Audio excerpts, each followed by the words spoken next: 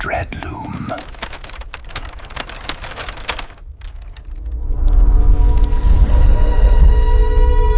Hello, everyone. Before we start, make sure to like and subscribe to the channel and leave a comment with Wario from and what time you're watching. That way, YouTube will keep showing you stories just like this one. Now, let's begin. I used to think working security in an abandoned hospital would be easy money. You clock in, walk the halls, check the cameras, and wait for the sun to come up. That's all it was supposed to be. That night, the rain was coming down so hard it sounded like gravel hitting the roof. The storm had knocked out half the city's power, but the hospital had its own backup generator, humming like a restless animal deep in the basement. I was on my usual route, the north wing first, then across the sky bridge into the old ICU. The ICU had been sealed for decades. Water damage, they said. Mold and asbestos. Most of the rooms were welded shut with steel plates, the doors covered in rust. My job was just to make sure no squatters broke in and no curious kids got themselves hurt. But even after all these years, I avoided room 3. It wasn't officially different from any of the others. Same rusted door, same warning signs. But when you walked past, the air shifted, like stepping into a small, cramped elevator, the kind where you can feel the walls too close to your skin. I told myself it was because the hallway was narrower there, or because of the way the air vents whined in that section. At 2:12 a.m., I logged the usual empty sweep of the north wing. The rain outside got louder, like it was right above me, even though I was on the ground floor. When I turned the corner toward the ICU, my flashlight beam caught the door to room 3, and that's when I heard it. It was faint at first, almost hidden under the storm and the hum of the generator. A slow, rhythmic sound, soft and deliberate. Breathing, not the sound of pipes or wind, not something mechanical. A living, human sound, coming from the other side of a door that hadn't been opened in 30 years.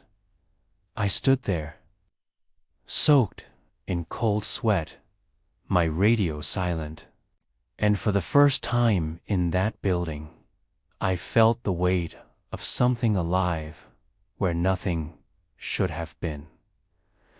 Asterisk, I told myself to move, to step back, grab my radio, call it in, anything, but my legs felt locked in place. The breathing was so steady, so slow, it almost sounded deliberate. I leaned closer, just enough to press my ear against the cool, rusted metal of the door. It wasn't an echo. It wasn't the storm bouncing off the walls. It was coming from inside. I shined my flashlight over the edges of the frame, half expecting to see a crack or gap where air might seep through. Nothing. The door was sealed. Welded shut years before I ever took this job. And then it stopped. The sudden silence was worse than the sound itself. I realized I'd been holding my breath, and when I exhaled, the air in that narrow hall felt too warm, too heavy, like something had just drawn closer to the other side. Hello. My voice came out small. It felt ridiculous as soon as I said it. For a moment, there was nothing. And then, so faint, I thought I imagined it. A whisper, not words, not even a voice, really.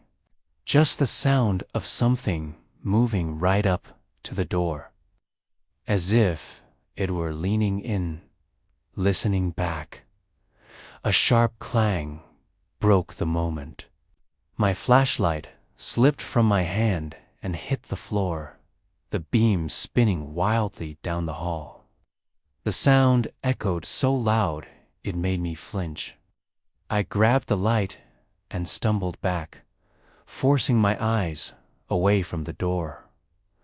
I should have left right then, radioed in, pretended it never happened.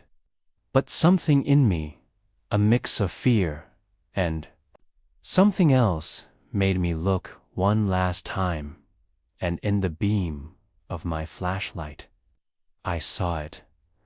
A single, wet handprint pressed against the inside of the metal door.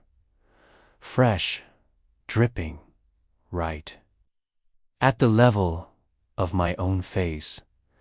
Asterisk, I backed away until my shoulders hit the opposite wall. My breathing sounded too loud in the empty hallway. I stared at that wet handprint, the way the droplets slid down the rust like tears. It couldn't be real. There was no water source inside that room. No one had been in there for decades. I fumbled for my radio, hands shaking so hard I could barely press the button. Control. U copy. Static, the backup generator buzzed below. The storm roared outside, but the radio was nothing but dead air. I should have turned and run. But some stubborn part of me needed to prove it to myself, to prove that what I'd seen was just condensation or my mind playing tricks. I reached out and touched the print. It was warm, not wet like rain, not cold like condensation, warm. That broke something in me. I stumbled backward and didn't stop until I was halfway down the hall, my flashlight jerking in my hand.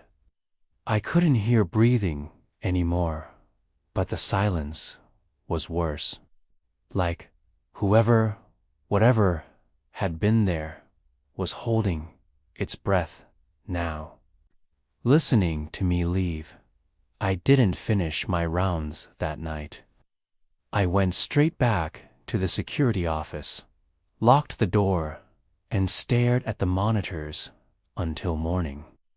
When the day crew came in, I told them a door had shifted in the ICU. I didn't mention the breathing or the HANDPRINT. 2 days later, I walked that hall again during daylight. Room 3 was still welded shut, just like always. No sign of the print. No sign of anything. But I swear, when I stepped past it, the air pressed in on me, like the room itself was holding a breath, waiting. I avoid that hallway now, unless I have to. And on nights, when the rain hits the roof just right, I swear I can hear it again. Soft and slow behind the metal dot. Breathing, asterisk, night shifts in the hospital always had a pattern. By 2 a.m., the whole building felt like it was holding its breath. Hum of the generator, the creak of old pipes. Even my own footsteps seemed louder. That night, I was sitting in the security office, sipping burnt coffee and watching the grainy black and white feeds. The storm from a few nights ago had passed, leaving the air heavy and damp. The cameras flickered every so often, static crawling at the edges of the screen. The PA system in the hospital hadn't worked for years. The intercom wires had been stripped out when they decommissioned the building, and the control panel in my office was nothing but dead buttons now. Sometimes I'd glance at it out of habit, remembering how these halls must have sounded when they were alive with voices and movement. It was 3:17 a.m. when it happened. I remember the time because I'd just logged a routine note in the security ledger. A sharp crackle filled the room, like someone dragging sandpaper across metal. I looked at the monitor first, expecting a camera to be glitching, but the sound wasn't coming from the screens. It was coming from the wall speaker above my head. Then, through the static, a voice, clear, calm, calling my name. Not my last name, the one printed on my badge. My full name. No one here knew that. I froze in my chair, staring up at the dead intercom. The voice had come through soft but direct, like someone leaning close to a mic in another room.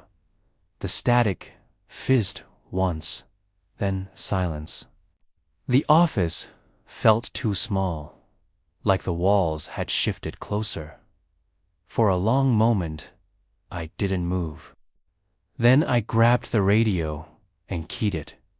Control to patrol. Anyone on the system? Did you hear that? Nothing but static. I stood up slowly, staring. At the dead panel, the building was empty. The intercom didn't work, and someone had just said my name. Asterisk, I told myself it was a fluke, a leftover surge in the wiring, a recording buried deep in the system. But my hands wouldn't stop shaking as I grabbed my flashlight and stepped into the hall. The hospital was dead quiet. No hum from the intercom lines, no voices on the radio.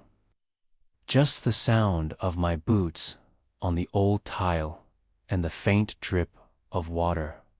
Somewhere far off, I followed the sound in my head, trying to picture where the voice had come from. The old PA control room was 2 floors down, tucked behind the maintenance wing. It had been gutted years ago. No power. No cables, just an empty rack of switches and a smell of mildew. But as I made my way there, the static came again. Not loud, not from one spot.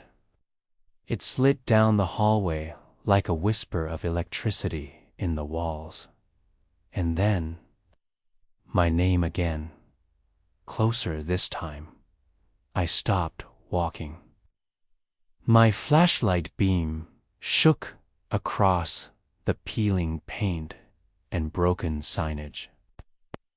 The voice wasn't coming from a speaker anymore. It was in the hall itself, like someone standing just around the corner, waiting for me to step forward. My throat went dry. I wanted to call out, but the words stuck. Instead, I backed up a step.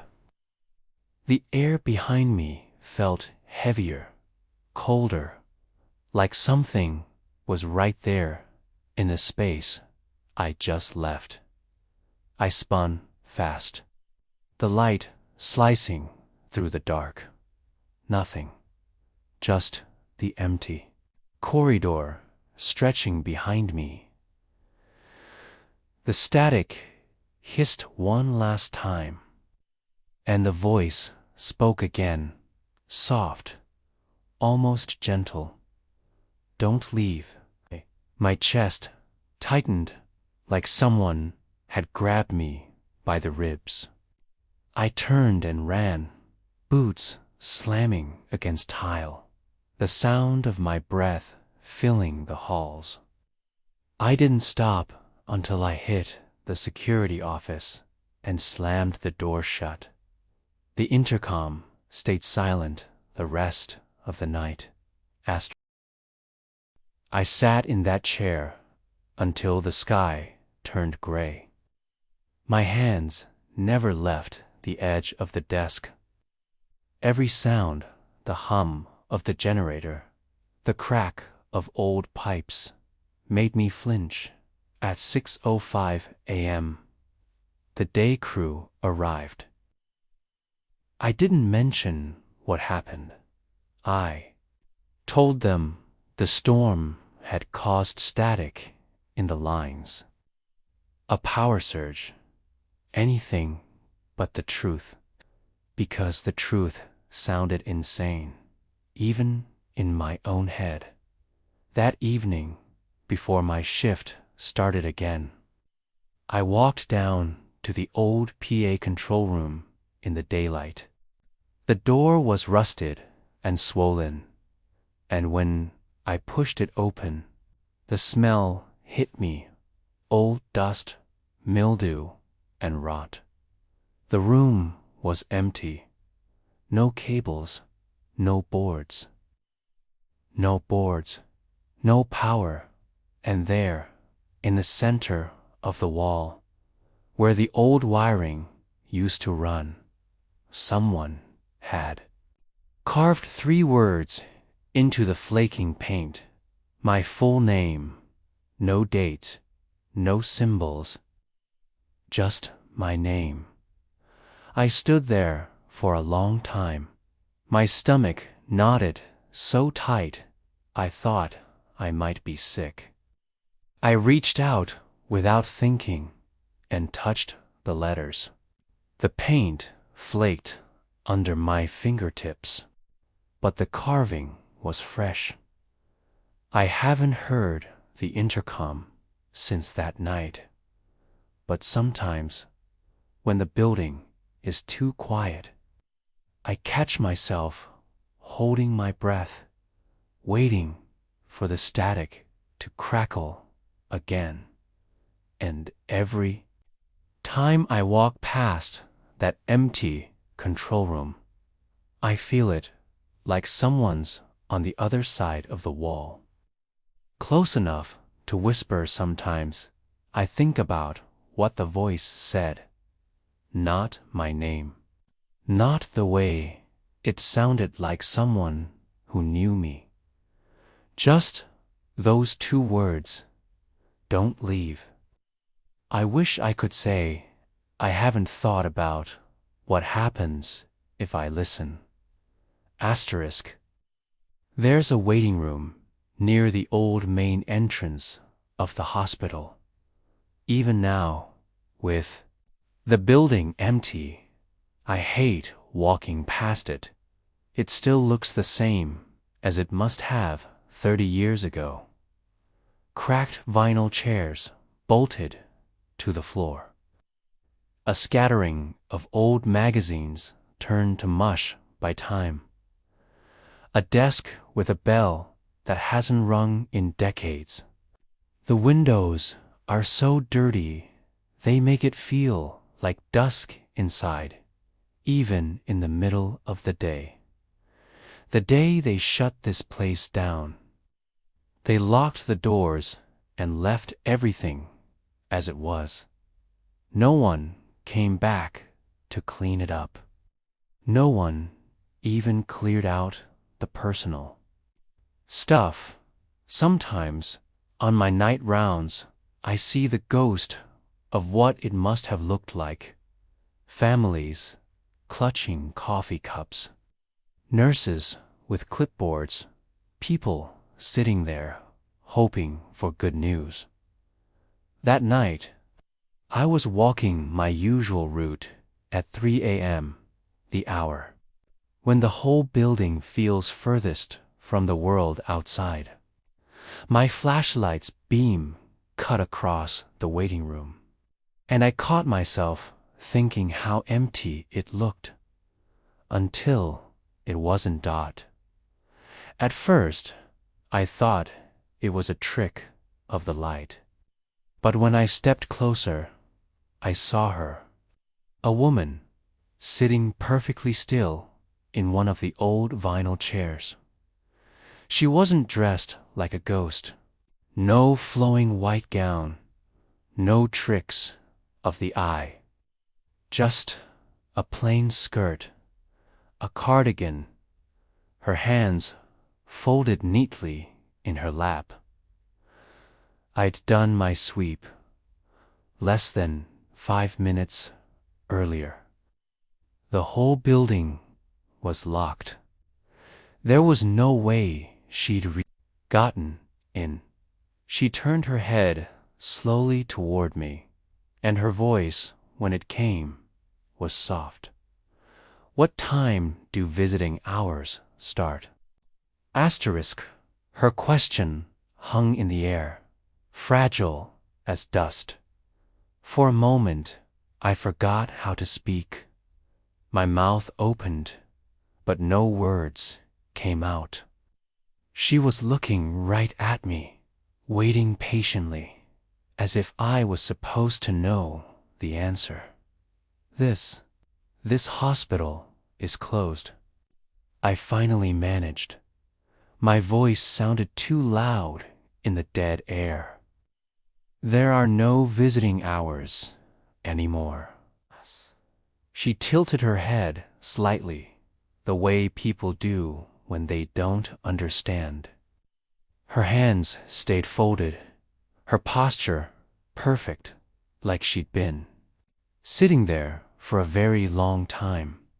"I just need to see him," she said softly. Something cold slid into my stomach. I wanted to ask who she meant, but the words died before they left my tongue. My fingers tightened around my flashlight. "Ma'am, you can't be here." "The building isn't safe," I said, forcing my voice steady. I reached for my radio without looking away from her. "I'm going to have to escort you outside." I turned slightly, just enough to press the button. Static hissed. My eyes flicked to the hall for a split second, and when I looked back, chair was empty. Not empty in the way someone leaves quickly. Empty like no one had ever been sitting there at all. My heart slammed against my ribs. I swept the room with my light, moving too fast. The beam jittering over the walls and windows. Nothing, just the cracked vinyl chairs and the dust dancing in the beam. The hair on the back of my neck rose. I backed out of the doorway, my breath coming shallow. My radio hissed again, a burst of static, and for a split second, I swore I heard a voice in it. I'll wait. Soft. Patient. I didn't finish my rounds that night. Asterisk when the morning crew came in. I walked through that waiting room in the daylight. It looked harmless in the sun, almost ordinary. The dust seemed thicker, the chairs more brittle. I told myself I'd imagined it. Long night, too much caffeine, a brain desperate to see something human in all this emptiness. That's what I kept repeating as I stepped closer to the chair where she'd been sitting, and that's when I noticed it. All the other chairs were covered in a thin layer of dust, disturbed only by my own passing. But that one, it had a deep, clear indentation in the seat, as if someone had been sitting there. For hours, I reached out without meaning to, my fingers brushing the cracked vinyl. It was warm. Not sun-warmed, not heat from the building. Warm like a person had just stood up. I didn't say anything to the crew. What could I say? I saw a woman who wasn't there. She asked about visiting hours. That night, during my shift, I avoided the waiting room. I took the long way around, even though it meant adding 10 minutes to my rounds. But the next evening, something pulled me back. Curiosity or fear, I can't say. I stepped into the room, my flashlight sweeping the shadows. Empty dot, and then the radio on my belt crackled, soft and brief.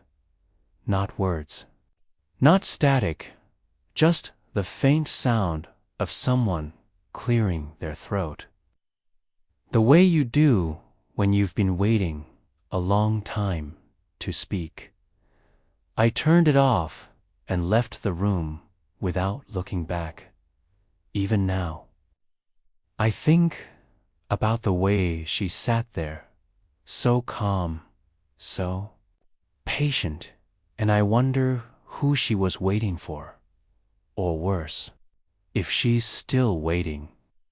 Asterisk, there's a long hallway in the west wing where the ceiling leaks whenever it rains.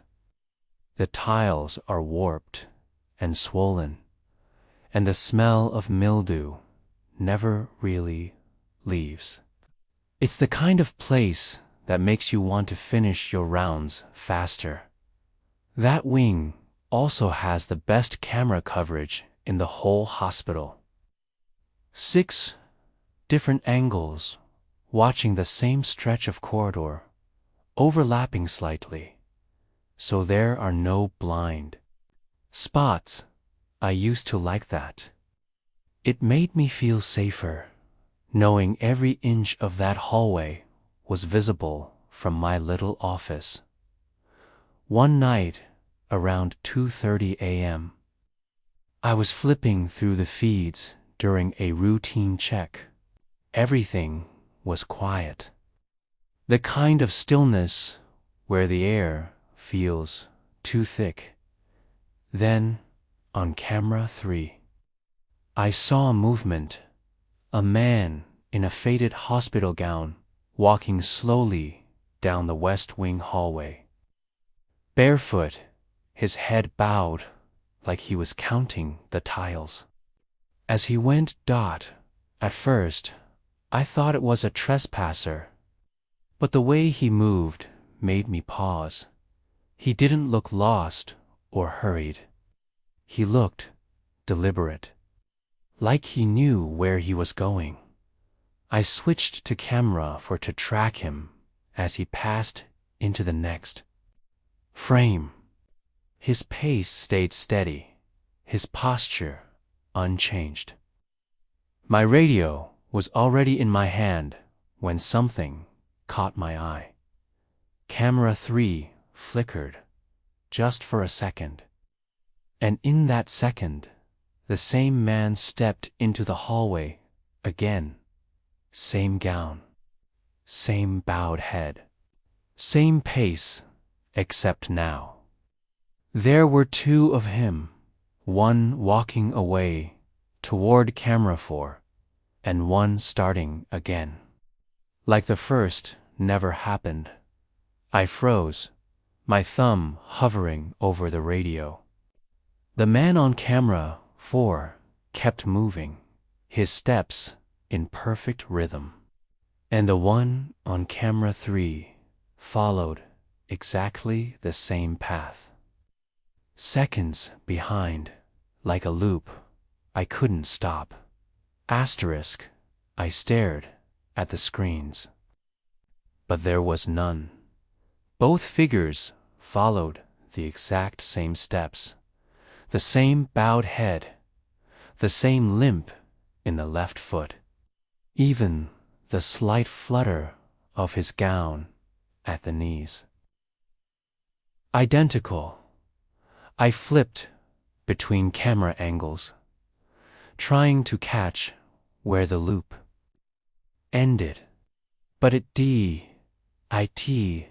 by the time the first version of him disappeared around the bend and left the frame, the second had moved fully into camera 4. Then, after a few seconds of static, he started again. The same man, again and again. My hand hovered over the radio. But I couldn't find the words. What would I even say?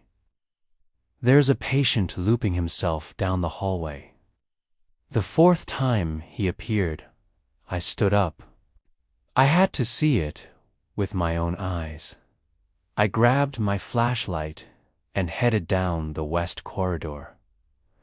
My boots echoed with every step. I kept glancing at the ceiling, expecting to hear dripping water, anything to break the silence. When I turned the corner, the hallway stretched in front of me, empty dot, no patient, no figure. I walked slowly, passing beneath each camera I had just watched him move through. I turned to look at each one, almost expecting to see myself appear beside him in the monitors. Walking alongside a ghost, nothing. Then I stopped. About halfway down the hall, a faint sound echoed. Bare feet on tile. Soft, measured, coming from behind me. I turned, swinging the flashlight toward the noise, but no one was there. The sound stopped the moment I moved, and then I felt it. Not a touch, not a breeze, just the unmistakable sense that someone had just walked past me, right beside me, in perfect silence. I didn't finish that hallway. I backed out, step by slow step, until I hit the double doors that led back to the central hub. When I reached the security office, my hands were shaking so badly I could barely switch the camera feeds back on. The hallway was empty again. No man. No movement. I rewound the footage, staring at the grainy playback. There he was, over and over. The same patient walking past, repeating himself like a film loop that refused to end. But when I fast-forwarded to the moment I entered the hall, something made my stomach drop. The camera caught me walking in flashlight in hand, but there was no sign of the man. Not one of him, just me, moving cautiously down a corridor that the footage had shown full only moments before. For the rest of that shift, I couldn't bring myself to look at the West Wing again. Even in daylight, when the walls felt less close and the air less heavy, I avoided the corridor. But eventually, duty forced me back. A week later, I did my rounds in that wing. But when I passed under the third camera, I heard it again. The soft slap of bare feet on tile, right behind me. I turned so fast, I nearly dropped the flashlight. Nothing, but I swear to this day, the air felt parted for a split second, as if something had just brushed by my side. I told myself it was in my head, a leftover fear burned into my nerves. But sometimes, when the cameras flicker at night, I catch myself staring at that hallway, waiting for him to walk it again. And sometimes, I swear, I hear him, always just out of frame, always just behind me. Asterisk. The pediatric wing was always the hardest part of my rounds. Even empty, it carried a weight to it. The walls were still painted, with faded murals, cartoon animals, smiling suns, and clouds that had long since yellowed with age. Tiny handprints were frozen in old paint on the doors, the kind families make when they're celebrating a child going home. The wing hadn't been touched in years. The doors were warped, and the air always felt a little thicker there. The silence was different, too. Not just empty, expectant. That night, it was raining again. A light drizzle tapping on the broken windows somewhere above. I remember the smell of dust and old paper as I stepped into the pediatric corridor, my flashlight sweeping over the chipped murals. Halfway down, I stopped. It was faint at first, but unmistakable. The smell of wet earth, like fresh rain hitting dirt. It didn't belong there. The whole hospital always smelled the same mildew, metal, and rot. This was different. Clean, almost sweet. It reminded me of stepping outside after a summer storm as a kid. I walked further, and the smell grew stronger, pooling around a single door near the end of the hall. Room 7. I'd never paid much attention to that room before. The door was half open, and my flashlight caught the edge of a dust-coated window inside. When I stepped closer, the smell hit me like a wave. Not just wet earth now, but something sharper, like the first breath of a storm. I hesitated in the doorway. My boots crunched on the dust, and then I saw it, on the inside of the window. Streaked through the grime was a single HANTPRINT, small, a child. S. Fresh enough that the dust around it had clumped and fallen in tiny trails. I stood there, frozen, the smell of rain filling my lungs, as the rest of the hospital held its breath. I stepped into the room, slowly. The air, thick with that smell. Rain on dirt, sharp and fresh. My flashlight beam caught the peeling wallpaper, the small rusted bed frames lined up against the walls. The dust swirled around my boots with every step, except near the window where the handprint sat. The closer I got, the more wrong it felt. The glass was coated in years of grime, but that handprint was clean. No smudge marks, no drag of fingers, just a perfect, tiny palm pressed flat, like someone had stood there moments before I entered. I crouched down, my knees creaking in the silence, and hovered my hand over it. The glass was cold, but the print was warm. A sound broke the stillness, soft, quick, like bare feet on tile. I spun, flashlight slicing through the room.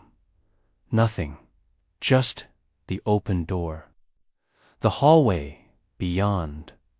My throat tightened.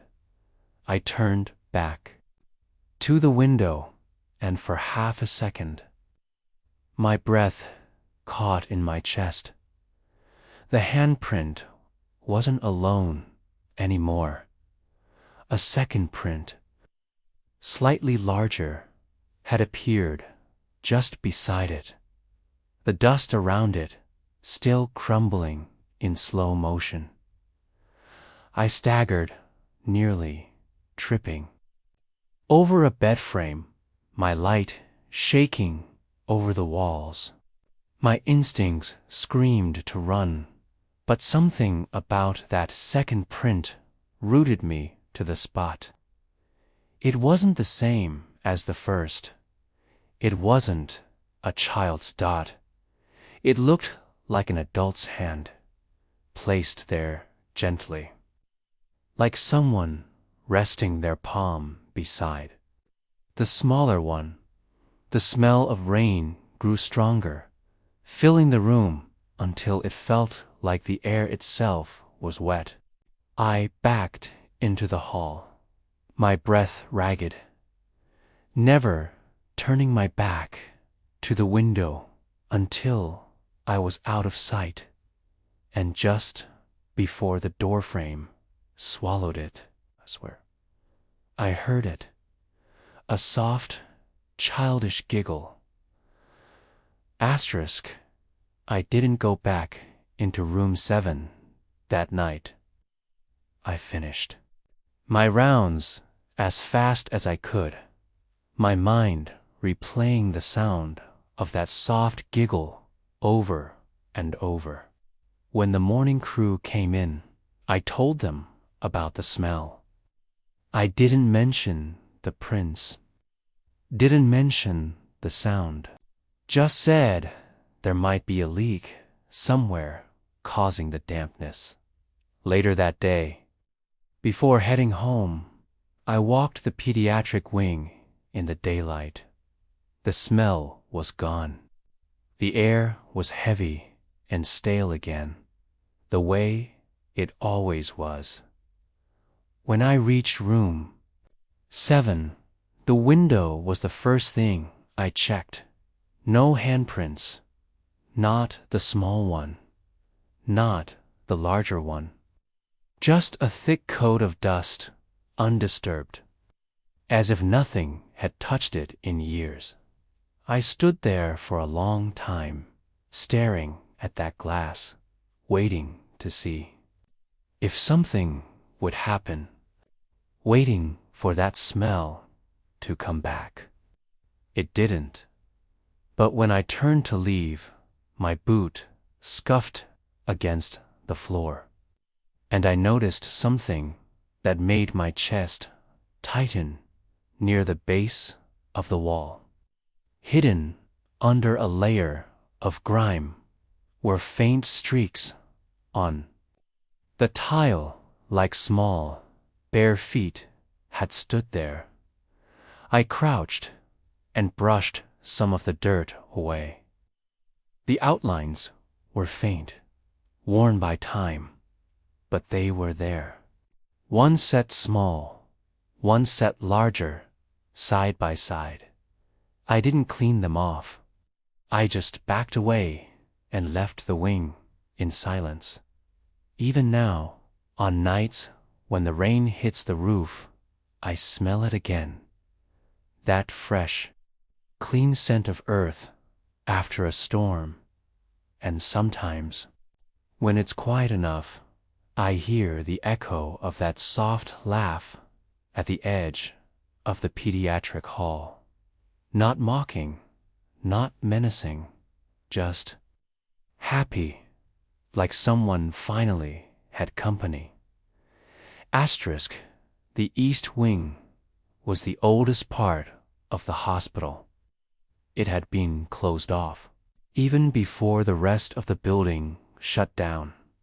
No electricity, no running water, no real reason to patrol except to make sure no one broke in.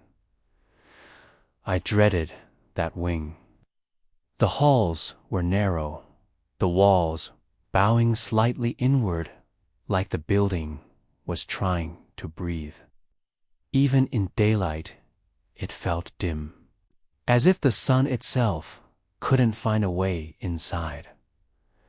Every night at 2:40 a.m., the same thing happened. The cameras would flicker. Then, for just a second, the feed would show the light in the East Wing turning on. Not a faint glow. Not a trick of the static full, harsh hospital fluorescence flooding the hallways. It only lasted about 3 seconds. Then the feed went dark again, leaving the wing in its usual shadows. The first time I saw it, I thought it was an electrical surge. But the East Wing had no power running to it at all. The wiring had been stripped out years ago. I tried to brush it off. Cameras glitch all the time. But it happened again the next night. And the next dot, always at exactly 2:40 a.m. That night, I decided to see it for myself. I left the security office at 2:35 and started the long walk toward the East Wing.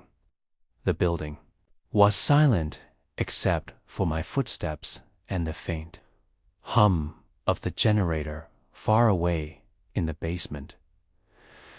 By the time I reached the doors to the East Hall, my watch read 2:39.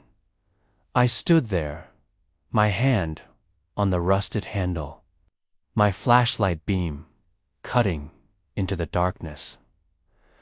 I waited, and at exactly 2:40, the light on the other side of the door flickered on.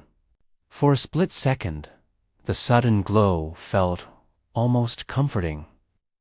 The harsh white light flooded through the crack beneath the door, erasing the darkness at my feet. Then I remembered there was no power here. No wiring, No reason for those lights to work at all. I pushed the door open slowly. The hinges groaned, the sound far too loud against the hum of the generator deep below. The hallway stretched ahead, washed in sterile fluorescent light. The peeling paint and cracked tiles looked sharper. Under it, like I was seeing the wing alive again for the first time in decades. I stepped inside. My boots clicked on the tile, echoing too much for such a narrow space. The light was steady now. No flicker, no sign of a surge. Halfway down the hall, something caught my eye. The door to room 12 was ajar. All the doors in the east wing had been sealed shut when they closed the building. I'd seen them welded, seen the rust eat into the hinges. But this one stood open just enough for a sliver of bright light to spill out into the hall. My chest tightened. I reached out and pushed it open. The room inside was empty, bare walls, a single rusted bed frame, dust lying thick on every surface, and yet it was bright. The kind of light you only get in a room where machines are running. Monitors are beeping, and someone's fighting to stay alive. I stepped closer to the bed frame. The air was warm, buzzing faintly like static against my skin. And then the light blinked out. Total darkness swallowed the room. The hum of the generator in the distance sounded like it had dropped 10 floors below, and in the black, I heard it. The sound of a monitor flatlining, long dot low, a single, endless tone. Asterisk, the sound went on for what felt like forever, vibrating through the walls, through my chest. I stumbled backward, my flashlight beam jerking wildly in the dark. And then, as suddenly as it began, the tone cut off. Silence rushed back in, thick and heavy. I fumbled for my radio with shaking hands. Control, do you copy? Static, I bolted. For the hallway, the flashlight beam bouncing off walls that were dark again, as if they'd never been lit at all. When I hit the double doors to the central wing, I slammed them behind me and didn't stop running until I reached the security office. I sat there for the rest of the night, staring at the monitors. At exactly 2:40 a.m., the cameras flickered. For 3 seconds, the east wing was flooded with light again, but this time, I was in the feed, standing in the middle of the hall. Except I wasn't. I was sitting in the office, frozen to my chair, watching myself stare down the empty corridor. The next day, I walked the east wing in the daylight. Everything looked the same, dark, broken, lifeless. I reached room 12 and found the door sealed, rusted tight, no sign it had ever opened. That night, I kept telling myself I wouldn't look at the monitors when 2:40 came. I couldn't handle seeing that glow again. But when the minute hit, I couldn't stop my eyes. The lights flared, and there I was again, standing in the middle of the hall, staring at room 12. Only this time, I wasn't alone. A second figure stood in the doorway, tall and thin. Its face turned toward me in the glow. The lights cut out before I saw anything more. And I've never gone back to the East Wing alone. Asterisk. The hospital only had one working elevator by the time I started my shifts. It was old, slow, and made a sound like a dying animal when it reached the top floor. The others had been shut down years before. Their shafts were sealed, the power cut. The doors stayed chained shut on every level, big yellow warning signs slapped across the metal, out of service. But some nights, usually after 1 a.m., I'd hear it. Not the working one. The sound came from the sealed shaft. A low groan of cables, the faint rattle of metal moving through the walls. The first time, I told myself it was just the wind or settling pipes. But then came the ding, that soft, cheerful chime of an elevator arriving. It echoed down the empty corridor, bouncing off tile and glass. I froze in the middle of my rounds, staring at the chained doors of the dead shaft. Nothing moved. The chains were tight, the warning signs yellowed and peeling, but the sound kept coming back. Once a week, sometimes twice. Always late at night when the whole hospital felt detached from the rest of the world. That night. It was just past 1:30 a.m. I was on the 4th floor when the cables started groaning again. The sound was closer this time. Sharper, like the car was moving fast. I turned toward the dead elevator, my flashlight catching on the dull metal doors, and then the ding, clear, bright, followed by the softest sound of all footsteps, light. Measured, stepping out onto the tile, right on the other side of the chained doors. The footsteps were slow, deliberate. 1, 2, 3. I held my breath and stepped closer. The chains on the elevator doors were still tight, rusted in place. The out-of-service sign flapped once in a faint draft, though I couldn't feel any air moving. Hello. My voice sounded small in the long corridor. The footsteps stopped. I froze. The silence that followed was worse than the sound. It felt thick, pressing into my ears, until I swore I could hear my own pulse. Then a soft scrape, like a shoe pivoting against tile. Closer.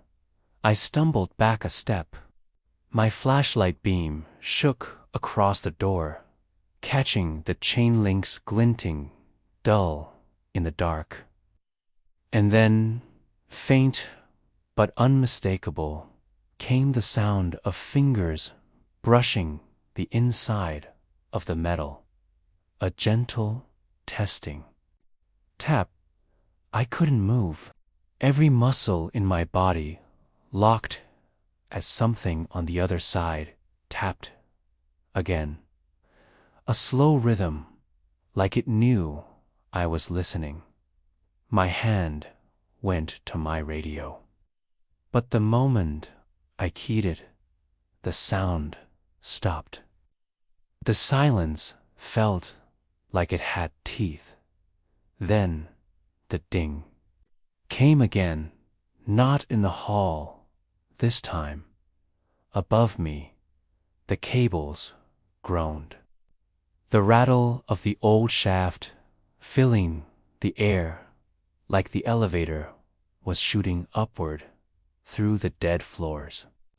I stared at the ceiling, heart pounding, following the sound as it climbed and climbed. Then, faintly, from somewhere high above, the ding again, and footsteps pacing, soft and steady. Right above me, I didn't wait to hear where they went next. I turned and ran, the sound of my boots echoing off the walls, chasing me down the corridor. Behind me, from deep inside the shaft, the cables groaned one last time, and for a split second, I swore I heard a voice writing the sound down. Next, floor, asterisk. When I reached the security office, my lungs burned like I'd been running for miles. I slammed the door, sat in the chair, and stared at the monitors, waiting for something, anything, to move on the feed. Nothing did. The dead shaft stayed as still as always.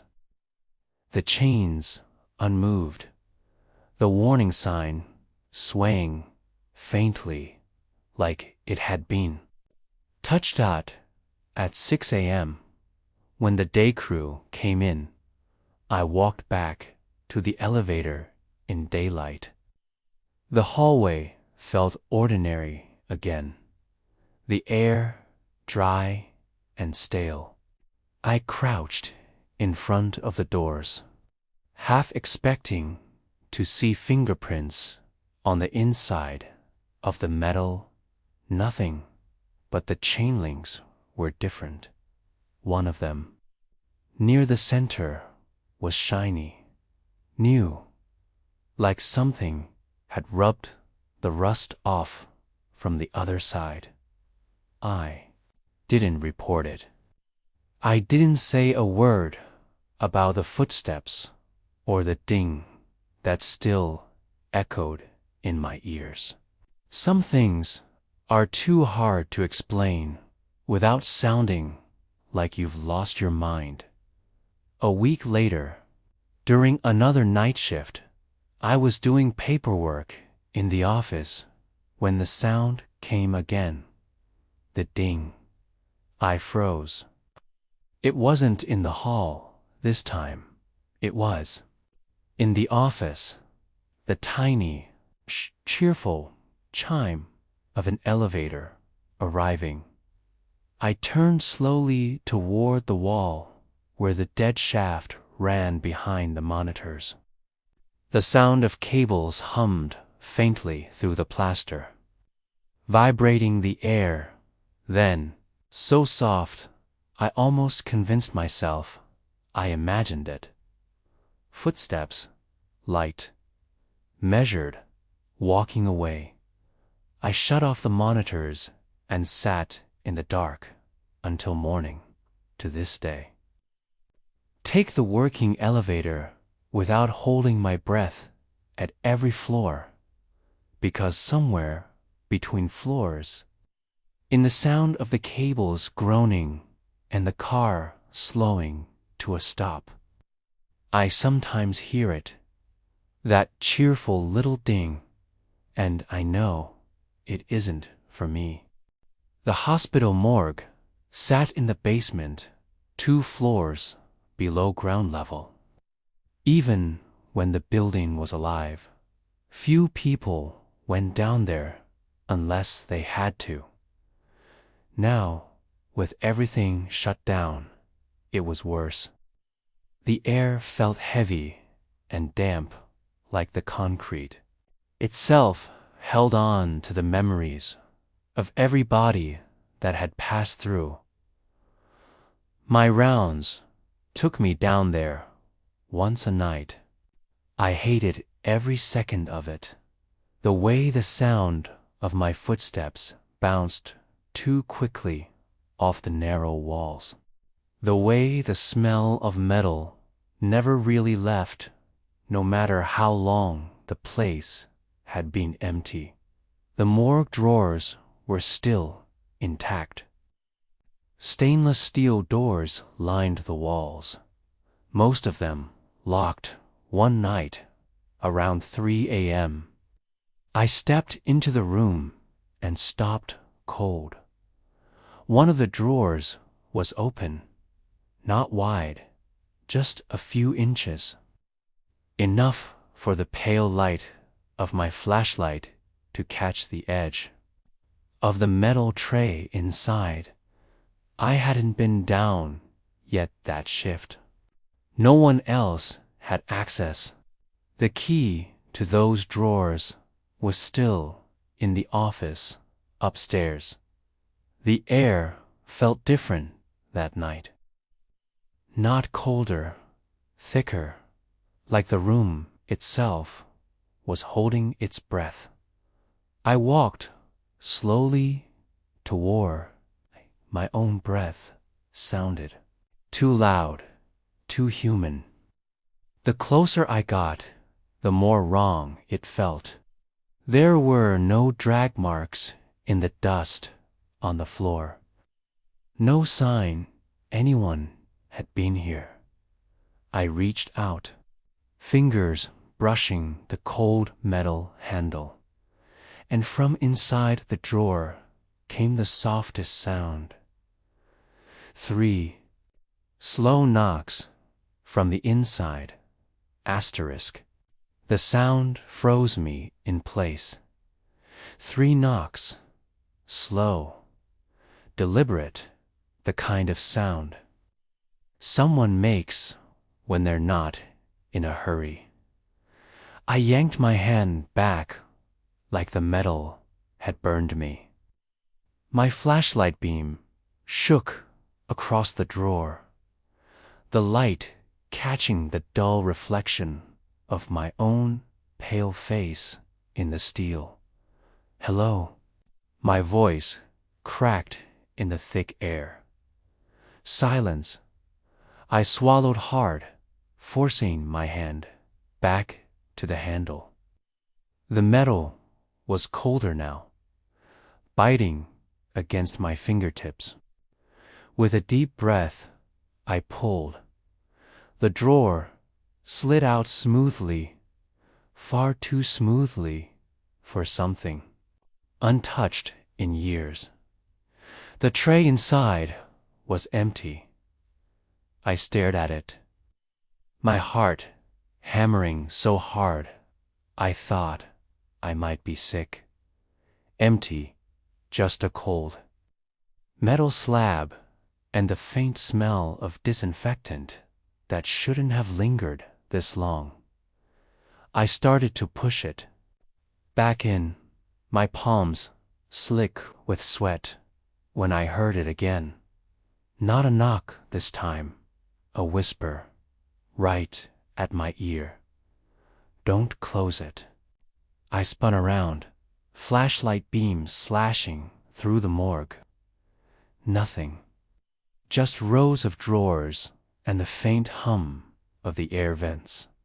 When I turned back, my stomach dropped. The tray was no longer empty. A single handprint had appeared in the thin layer of dust on the steel, small, narrow. Fingers spread slightly, like whoever left it had been reaching up from inside. I let go of the drawer. It slid back into the wall with a soft, metallic click, and from somewhere deep inside the rows of drawers, another knock answered, this time from a different door. Asterisk. I backed out of that room without looking away from the drawers, my breath coming in sharp, shallow bursts. Every step I took echoed off the concrete like a second pair of footsteps was following me out. When I reached the door, I hesitated. A part of me wanted to slam it shut and never open it again. But some other part, the same part that kept me coming back every night, made me listen one last time. For a moment, there was only silence. Then, faint and far back in the rows, came a sound that made my skin crawl. The soft scrape of another drawer sliding open. I slammed the door and ran, my boots pounding the basement stairs, 2 at a time. When I reached the security office, my hands were trembling so badly I could barely lock the door behind me. The next day, I told myself I'd imagined it. The building settling, a draft, my brain making patterns out of old noises. I even went back down in the daylight, telling myself I'd prove it. Every drawer was shut, locked tight, dust untouched except for one. The same one I'd opened. On the cold steel handle, faint but unmistakable, were smudges, fingerprints in the dust. On the inside, I didn't touch it again. Even now, when I do my rounds, I try to avoid the morgue. But once a week, like clockwork, the sound follows me anyway. 3 slow knocks, somewhere below my feet, vibrating through the floor. And every time, I hear the whisper behind it, soft as a breath against my ear. Don't close it. Asterisk. There's one room everyone avoided, even back when the hospital was still running. Room 314. No one could tell you exactly why. It wasn't cursed in the traditional sense. No gruesome stories, no tragic deaths anyone could prove. But every nurse, every orderly, every doctor who worked here had the same rule. If you had to assign a patient to 314, you moved him out as fast as possible. When the hospital shut down, the room was left like the others, bed stripped, walls bare. A faint smell of bleach lingering under the dust. But I swear the air was different in there, thick, pressed in, like the walls were listening. For years, the door stayed locked. I'd pass it on my rounds and feel my shoulders tighten every single time. Then one night, I turned the corner and stopped cold. The door to 314 was open. Not just unlocked, wide open, swinging slightly as if someone had just walked through. Air in the hallway felt wrong immediately, heavy, too warm. My flashlight beam caught on the inside of the room, and for a second, I thought I saw movement. I stepped closer, my boots silent on the tile. The closer I got, the more my chest tightened. It wasn't fear, exactly. It was something deeper, like the room was holding its breath. When I reached the doorway, the light caught the bed frame first, and sitting on the edge of it, perfectly still, was a man in a faded hospital gown. His head was bowed, hands resting loosely on his knees. He didn't move, didn't even flinch when my flashlight hit him. I opened my mouth to speak, but before I could, he whispered, without looking up, "You're late." Asterisk, my throat tightened. I hadn't said a word. I hadn't made a sound. Yet he sat there, perfectly calm, like he'd been expecting me all along. "Sir, this building is closed," I managed to say, though my voice cracked halfway through. "You can't be here." His head tilted slightly, and for the first time, he looked up. His eyes were sunken, but not in a way that screamed sickness, more like someone who hadn't seen light in years. He studied me for a moment, and then smiled faintly. "You always say that," he whispered, every muscle in my body locked. What? "You always tell me I can't stay," he continued, his voice barely more than a breath. "But you always come back." I stepped back before I realized I'd moved. My flashlight shook in my hand, the beams sliding over the walls. For a moment, I thought I saw handprints there, faint smudges in the dust, circling the room. "I don't know who you are," I said, forcing each word out. His smile didn't change. "That's the problem," he whispered before I could speak. Again, the air shifted. The room felt suddenly colder, like all the heat had been sucked out of it in a single breath. The man stood slowly, his movements deliberate, like someone waking from a long sleep.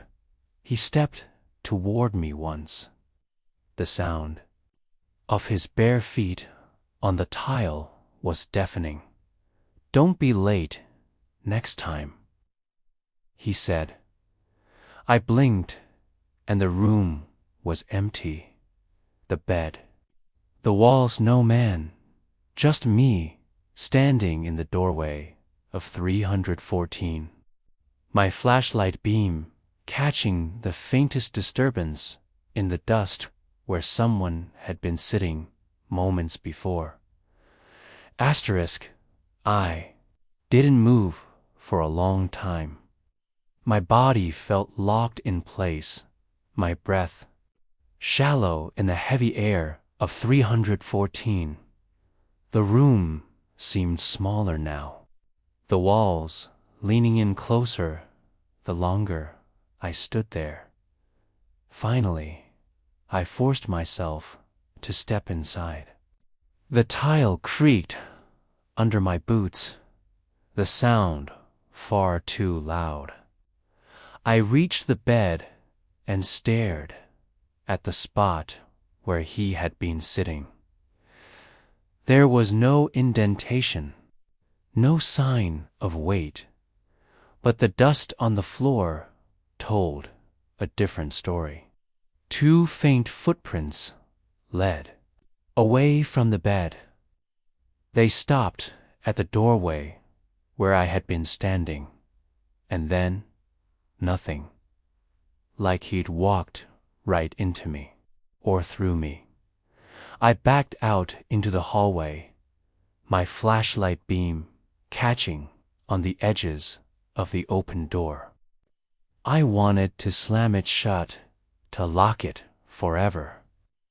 But something in me couldn't touch it. When the morning crew arrived, I didn't mention it. I couldn't. How do you explain something like that without sounding broken? The next night, when I made my rounds, I avoided the third floor until I couldn't anymore. My steps slowed as I reached the hallway. Room 314's door was closed again. The lock clicked when I tried it, sealed tight, like it had never been open at all. But when I leaned close, pressing my ear to the cool wood, I heard it. A soft whisper, "You're late. I don't open that door anymore. I don't even touch it. But every time I pass, I feel it. Not fear, recognition. Like someone is sitting on the edge of that bed, waiting patiently for me to remember his name. Asterisk.